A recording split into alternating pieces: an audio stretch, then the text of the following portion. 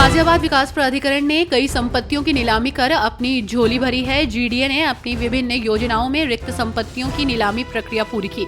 नीलामी में गोविंदपुरम योजना की 14 आवासीय भवनों की 18.15 करोड़ की नीलामी हुई। इसके अलावा एक दुकान का प्लॉट 1 करोड़ में बिका। इस नीलामी से प्राधिकरण को करीब 58 करोड़ 11 लाख रुपए की आय प्राप्त हुई।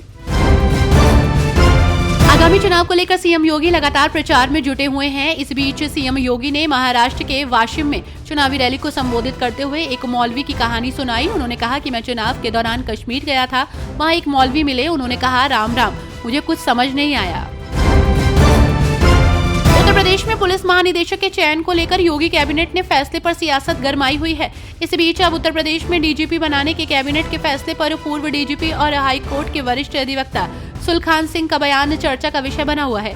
यूपी के डीजीपी रह चुके सुलखान सिंह ने माना है कि डीजीपी पद पर उनकी नियुक्ति भी यूपीएससी के पैनल के माध्यम से नहीं हुई थी।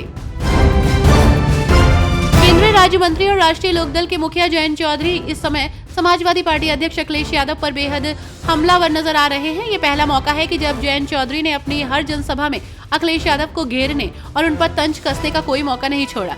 जयंत चौधरी अखिलेश यादव की घेराबंदी और उन्हें पटखनी देने के लिए सियासत के शब्द भेदी बाणों को चला रहे हैं।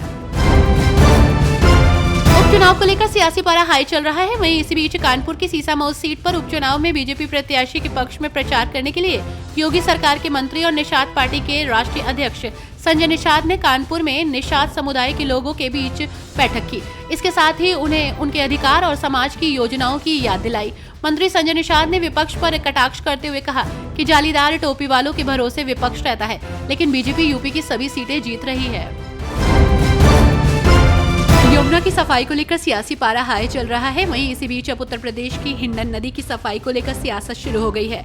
समाजवादी पार्टी के राष्ट्रीय अध्यक्ष और उत्तर प्रदेश के पूर्व मुख्यमंत्री अखिलेश यादव ने हिंडन की सफाई को लेकर तंज कसते हुए प्रदेश सरकार पर सवाल खड़े किए हैं। उन्होंने कहा कि हिंडन का 2 बूंद पानी अपनी आंख में डाल लें, पता चल जाएगा कि उत्तर प्रदेश में नदियां कितनी साफ हैं।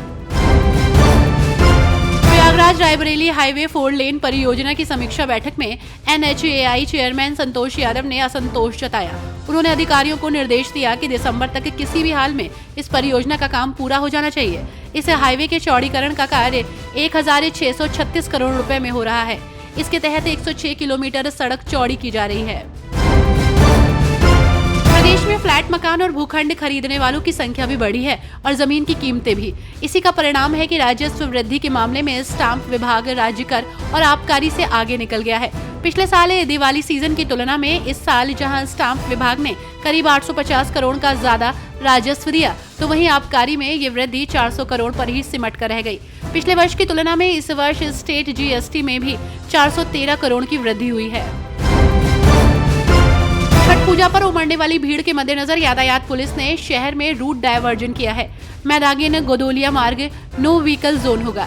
आज दोपहर 12 बजे के बाद से पूजा समाप्ति तक और शुक्रवार की सुबह 3 बजे से पूजा समाप्ति तक रूट डायवर्जन रहेगा।